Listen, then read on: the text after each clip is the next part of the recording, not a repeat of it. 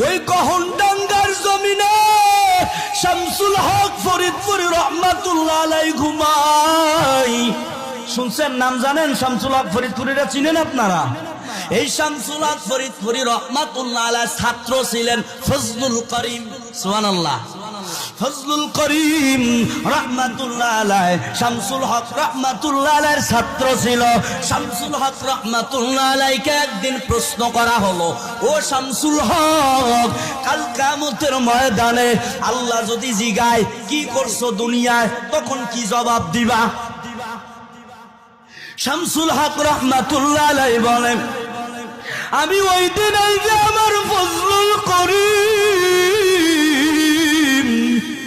আমার এই ছাত্র ফজলুল করিমকে আমার আল্লাহর সামনে দাঁড়া দিব, আমার আল্লাহর সামনে দাঁড়া দিয়ে বলবো আমি এই দুনিয়া আমার এই ফজলুল করিমকে রেখে আসছিলাম।